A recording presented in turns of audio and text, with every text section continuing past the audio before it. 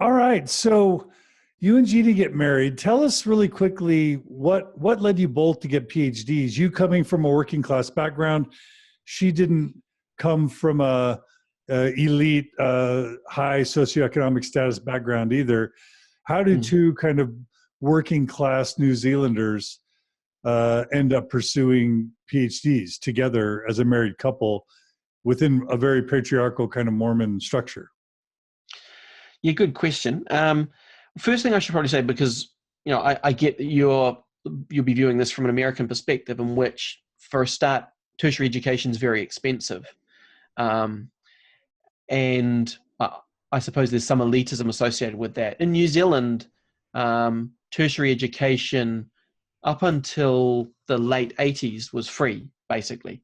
Um, you paid $100 for your fees. About 90% of that was your student union fee, and about $10 of that was for tuition. Um, and then there was restructuring, and about the same time that Reaganism was going on, we were experiencing something called Rogernomics, um, which the same principle. User pays, um, and so then we started paying for our education, but it was still a minimal amount. Even now, students only pay 25% of their tuition. The government pays the rest. And so really it's accessible to anyone. I shouldn't overstate that, because there are still sectors of society that don't engage with it. And it's mainly because of their cultural experiences, less to do with finances. For some people, there are still some financial barriers, but only right down at the very bottom of the socioeconomic spectrum. So I guess Gina, when we got married, Gina already had a degree. So I suppose that was an important catalyst in terms of our tertiary education. Gina had already made the decision to be tertiary educated. I don't know if she's told the story about being expelled from a couple of high schools, and then finally kind of coming when she got into a school where there was less of a focus on her because it was a browner school, and she wasn't targeted in the same way she had been previously. Um, she determined that she wanted to study. Her mother had done some university studies, so there was some precedent in terms of role modeling for her. I don't think she ever completed them, her mother, but she had always told Gina that she could, do what she wanted to do. Would it be fair to say, love? Yeah, that is amazing. Yeah.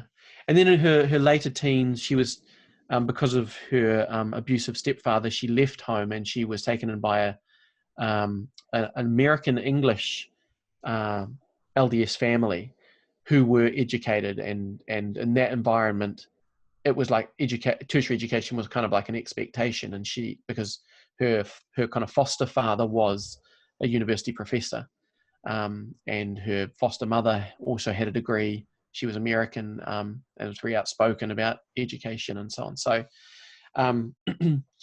so that's kind of where she saw, I think, that the path to getting a tertiary education was pretty clear. I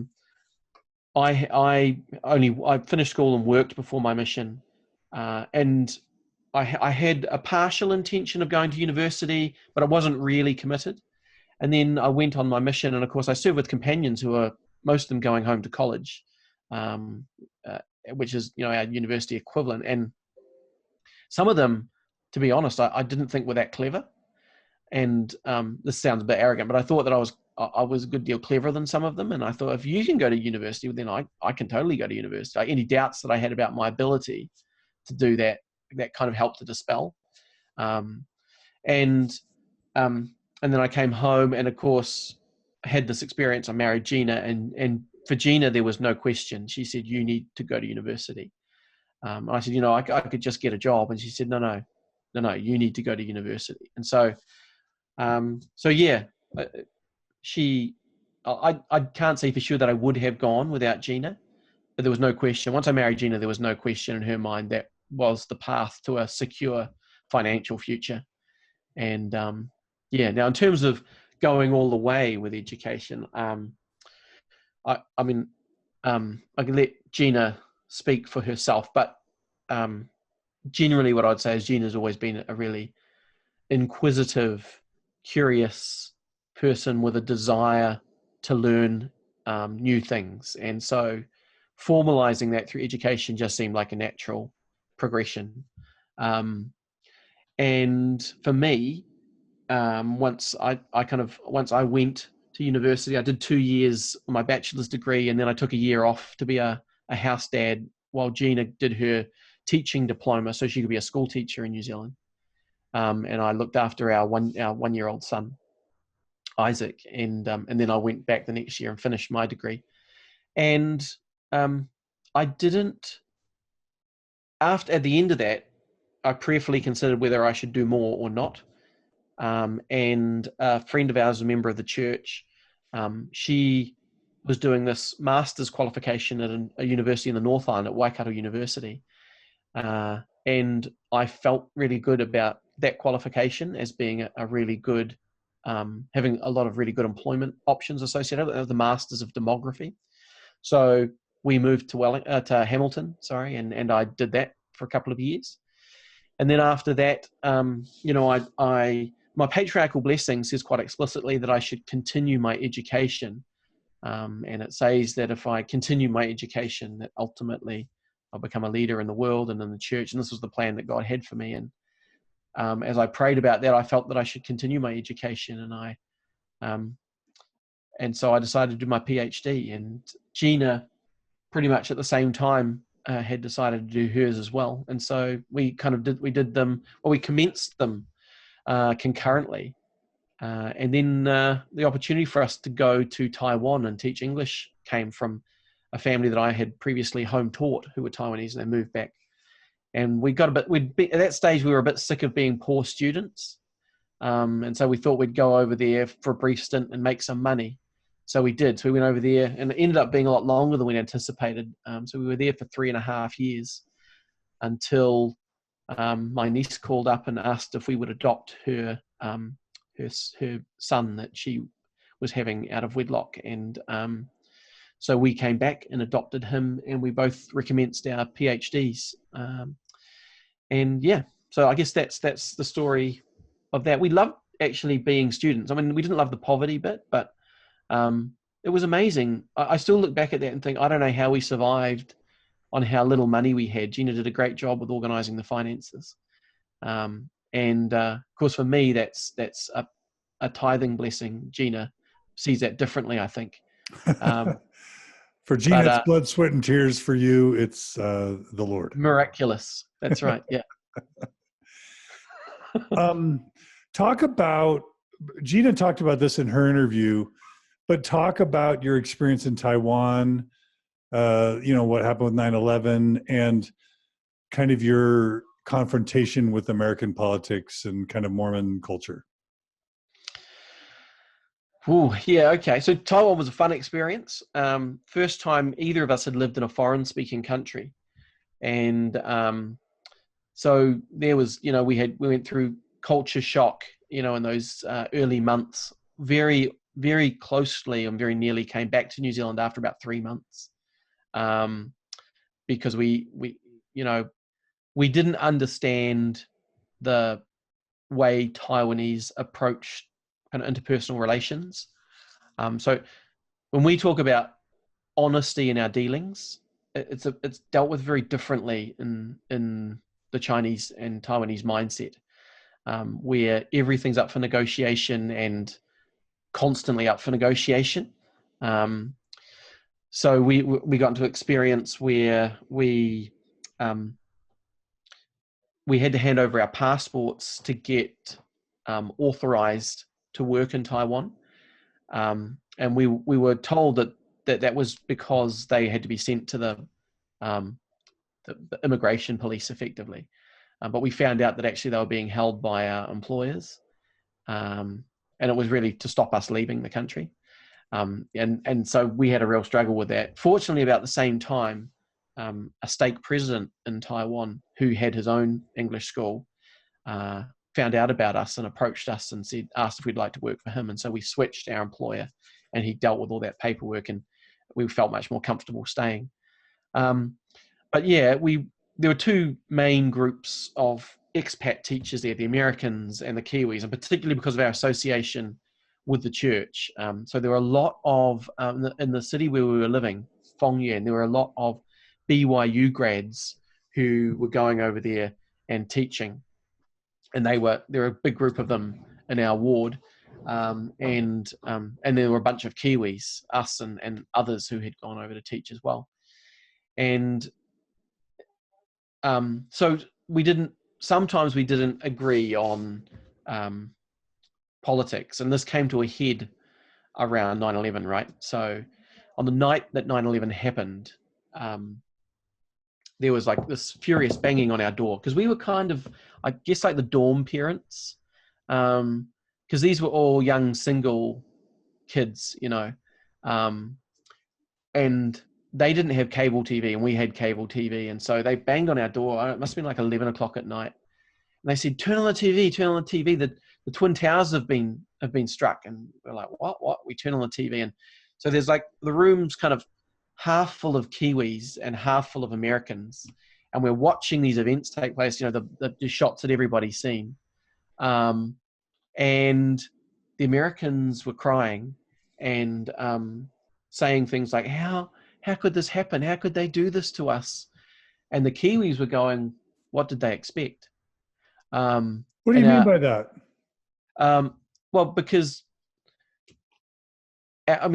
I had taught Middle Eastern politics at university. Like, I was aware of US involvement going right back to the 1950s in countries like Iran, where Mohammad Mossadegh, who was democratically elected, was undermined by the CIA, who incited an internal revolution to remove him, to return the Pahlavi Shahs to power, who were not democratically elected. They were an aristocracy, right? A monarchy.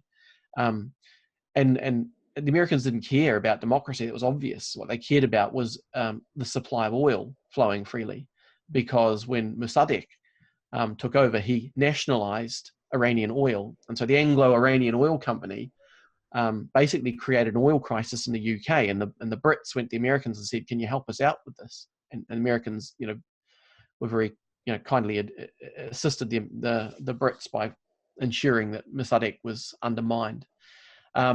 So, I was familiar with those stories. I was familiar with the US's involvement in and their relations with Saudi and what that meant for countries bordering Saudi, and so on. And so, and of course, we were aware of the US having bombed Sudan, for example, and taken out an anti-malarial factory, and being basically blocking any recourse that the Sudanese had to that, because they were a permanent member of the Security Council of the UN, and their involvement in Israel, and so on and so forth. So we were kind of like, you can't take your terror to the rest of the world and then never expect that it will come home at some point. That was where we were coming from. So our exposure to politics and the way that we're taught politics in New Zealand is not the way that it's taught in the United States, which is from a very, as you can imagine, in the United States, are taught from a very American-centric perspective, whereas for us, our approach is, I would say, a lot more balanced. We kind of see both sides of these stories, and that's the way that we get it delivered. So I guess you'd probably say we have a left-wing kind of media compared to the US's right-wing media. Maybe that's how it could be described. But anyway, so for us, we were like, this is a tragedy, but it's no more tragic than the deaths that the US have been responsible for in other parts of the world. We could talk about just about the whole of South and Central America. We could talk about, Southeast Asia. We can talk about the Middle East. We can,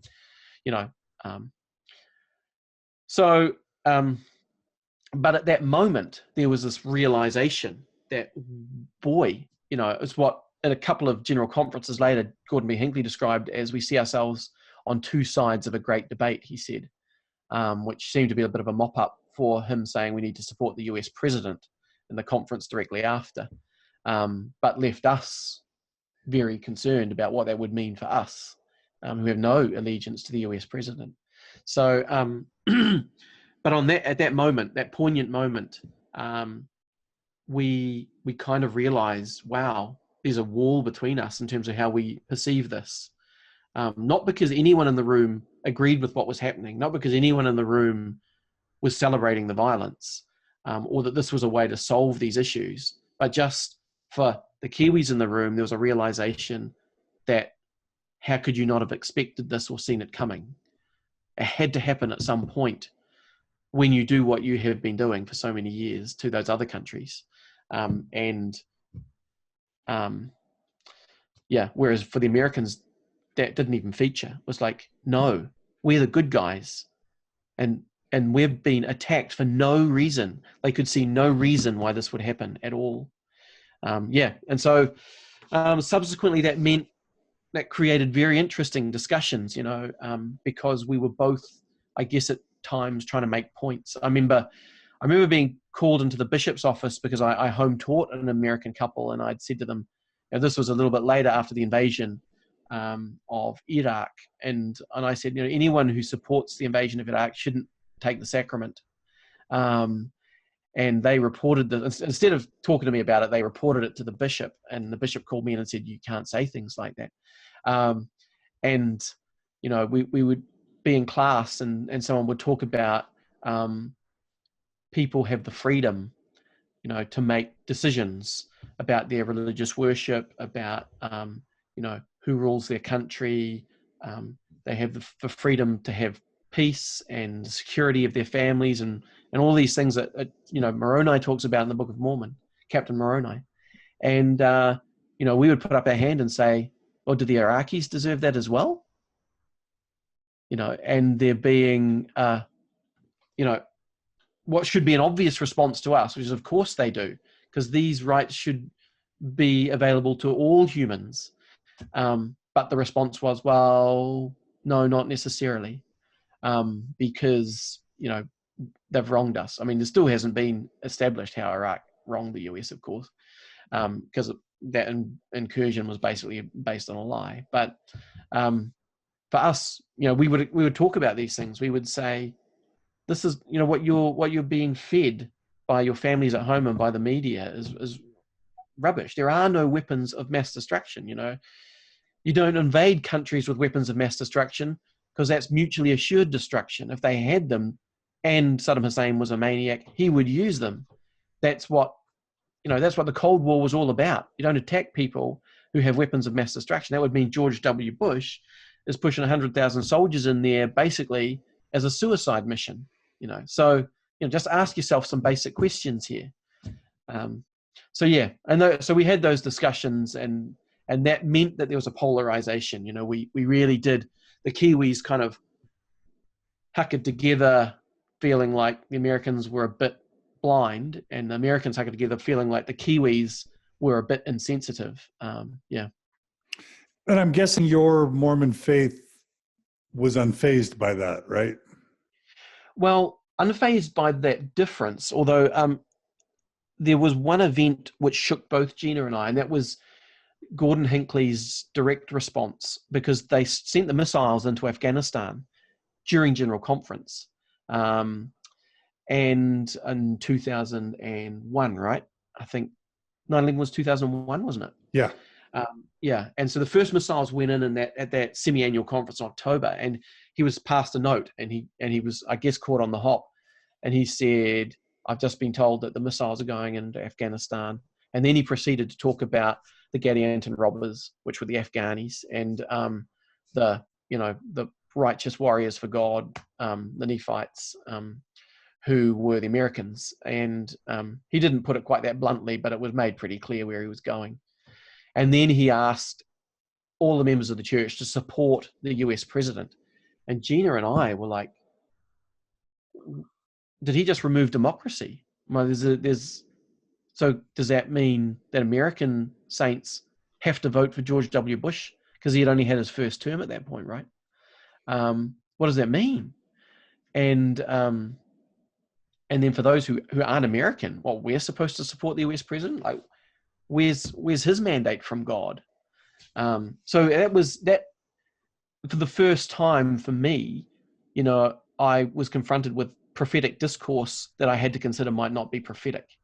In my real time life, I'm setting aside historic statements of Adam God theory and men on the moon with 6-foot men with top hats, etc.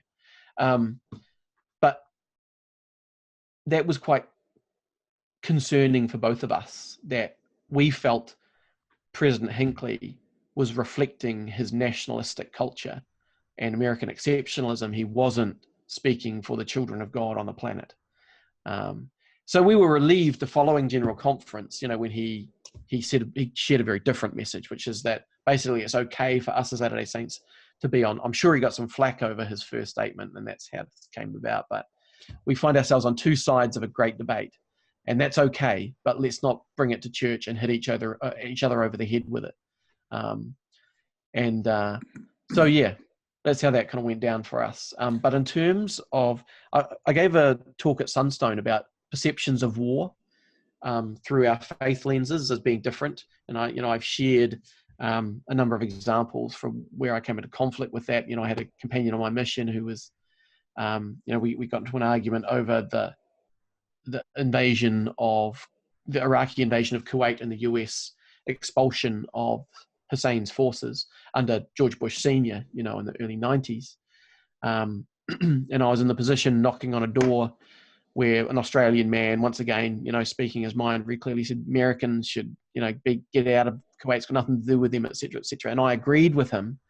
And my companion was furious, went home, called the mission president, said that I was talking politics on my mission, which I shouldn't have been doing, and so on.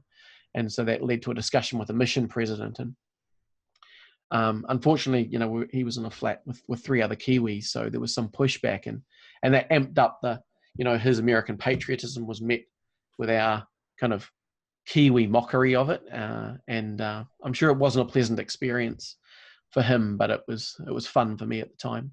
But just really making the point that this had nothing to do with the gospel of Jesus Christ supporting the invasion of other countries. That's not what Jesus does. He said, "He who lives by the sword shall die by the sword." Peace is the answer to violence. It's not, let's escalate the conflict. Yeah. And that's a real dilemma that kind of in the United States progressive Mormons face, because there's what the Book of Mormon and Jesus said, but then there's sort of the tight interwovenness or interconnectedness in modern Mormonism between the Republican Party and faithful Orthodox Mormonism, and which is unbelievable to us. We're like, we don't even get that, but carry on. Yeah, meaning no disrespect to Mormons, it's motherhood, apple pie, red, white, and blue, and bomb Iran. And I don't mean to be cavalier about it, but that appalls me. But that's the Mormon sensibility that I am most familiar with, that once I went to college, all of a sudden disgusted me, but seemed very rational and healthy and patriotic before then. Yeah, and in my talk, I make reference to J. Reuben Clark, who, when talking about the dropping of the atomic bombs on Japan in World War II, said, he talked about the kind of triumphalism that United States was kind of claiming over this horrific event, which he described as an act of fiendish brutality. And he said that if as Latter-day Saints, we don't, I'm paraphrasing here, but he basically said that as Latter-day Saints, we don't get ourselves out of a mindset which finds that okay, then we're following Satan, we're not following Jesus. It's a fantastic talk that he gave, and I used an excerpt from that, but that's very much how we feel in New Zealand. Yeah. Well, I like that better. You're making me and Margie want to move to New Zealand. You'd be so welcome. We'd love that. You have a bit of you and Gina have a bit of an untraditional family in terms of your children, and talk a bit about how you acquired, adopted the children that you have, and what that was like to do that in graduate school. Well, yeah, that was huge. So I guess this story goes back to when Gina and I first got married. So, Gina was married before, and her first husband, they didn't have any children. Although I guess they'd made it clear enough to people that they wanted to have children. And then how his excommunication came about was that he got someone else in the ward pregnant. So it seemed obvious that he could have children, but it looked like Gina couldn't. And so I even had people talk to me, before we got married, saying, oh, well, if you marry Gina, you probably won't be able to have children because her and Richard weren't able to have children. It just, for me, that seemed like a selling point rather than I was 21. Like, I was 21 when I got married. And for me, I wasn't in it for the kids. I can honestly tell you that. At 21 years old, I wasn't in it for the kids, John. I was in it for the sex. And I kind of, like, hey, I could honest. see how, No filter. yeah. I'm like, man, that's a great thing. That means for years and years, I can fully enjoy this woman without the worry of, pregnancy and, the physical burden of childbearing and screaming babies at night getting in the way of us, being able to have an active and healthy sex life. So, no concern for me. I didn't mind at all. And so we got married, and then 6 months later, and we hadn't bothered with contraception. Why would we? And 6 months later, she got pregnant with Isaac, our oldest. And we kind of looked at each other and said, how did this happen? I mean, apart from the obvious, that wasn't supposed to happen, but it did. And so I guess he was named appropriately because he's the only biological child we've ever been able to have. So I kind of see us a little like Abraham and Sarah, but I've never had a concubine, for what it's worth. Gina has not let you, her Maoriness hasn't kicked in and allowed you to have a concubine. Exactly. Yeah, exactly. So, and now that we've got 6 boys, you need to remind her about her heritage, her roots. She's denying them. That's right. I never pulled that out of the bag, John. I didn't think to say, look, but I didn't really have, to be fair, I didn't really have time because, 6 months, I'd never gotten to the point where I thought it's time to have children. I was still enjoying the sex part. And so, I never got to the bit where I wanted to explore other options. So we had Isaac, and haven't been able to have any other children since. So I mentioned just before when we were in Taiwan that... By the way, listener Andrew says too much information, Nathan. Oh, right. Sorry. Thanks to Andrew for checking. Andy. Oh, hey, Andy. He's a good friend of ours. Also, just to incorporate a couple listeners, viewers, Camille writes, terrible, how disturbing to have been asked to support the U.S. president, one that in my mind was taking egregious actions. Regardless, if the U.S. president had been on the side of right, the construct was discounting of a global membership. Thank you for that comment, Camille. And I want to remind listeners that we don't take political positions on Mormon stories. Republicans and conservatives and hawks are as welcome as doves here. But, we do like to have people feel free to share their perspectives. And so we're glad you did, Nathan. Thank you. Yeah. And thanks, Okay, Camille. Totally on board with that. On with the sex. No, I'm just kidding. I don't want to go into too much detail on the sex. I think Gina's, she wants to save that for Natasha's interview. But yeah, what I'd say is that there were no more children. We were in Taiwan, and the sex was still good, but there were no more children. And so we got a call from my niece who was had a teenage pregnancy. There was no kind of plan to marry the father, and she had prayerfully considered what to do about it and felt that she should offer him to us for adoption. And so that was really what initiated our return to New Zealand. And so we came back and we adopted Finn, and he's since subsequently been sealed to us. And then in 2007, we'd been back from Taiwan 3 years at that stage. Finn was 3. And my nephew had his children removed from him by what we call CYFS, or Children, Young Persons and Their Family Service. I think you call it maybe Child Services in the US, or basically Right. it's the government arm, Yeah. which DCFS. yep, Yeah. which tries to prevent harm coming to children, and so my nephew, who is the brother of the niece that we adopted Finn off, had those children taken off him. And at that point, we were approached to put our hand up to take them, 4 boys. And Gina had said, I think we need to seriously consider this. But she said, I want you to make the decision because you're the priesthood holder. We fancy her saying that. And it's hard to believe, isn't it? She said it. But she does this sometimes because she wants me to take full responsibility for potential disasters. This was certainly one of those situations. So I prayerfully considered it, and the answer I got was yes, we should take them. So we agreed to take them, and although I knew it was the right thing to do, for a couple of weeks I still woke up with cold sweats in the middle of the night, thinking I was having a nightmare, and I would get up out of bed and I would go into their room to see if they were really there or if it was just a bad dream.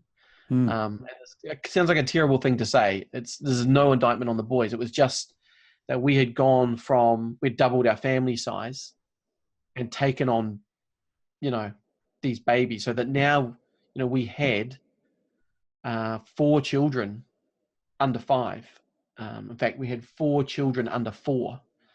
And it was, that was a huge adjustment. And yes, we were both doing our PhDs and working, and we worked as well to provide for our resource needs while we were studying. So we were busy, and then we'd taken on these children, and it was hard to adjust. I think I adjusted probably a lot more quickly than Gina did. Gina struggled with it for years. And to be fair, she may not yet be kind of out of the woods, but it's becoming easier as they get older, right? Gina's great with teenagers. And it was tough though, really tough. We were busy, it was full on, and it totally turned our life upside down. What was your engagement with the church like during these times in terms of callings and your own practices as individuals in a couple, like scripture study, prayer, family home evening, all that stuff? Were you serving in the church and going full bore church-wise too? Yeah, so I've pretty much always had responsible callings in the church.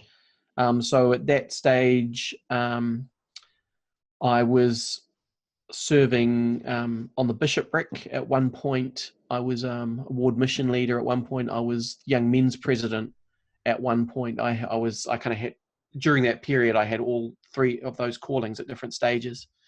I've probably served in young men's presidencies more than anywhere else. I'm currently first counselor in our state young men's presidency, and so, but always had responsible church callings. Gina was fully involved in serving in the church. She was a gospel doctrine teacher, an amazing gospel doctrine teacher, actually, and as you might imagine.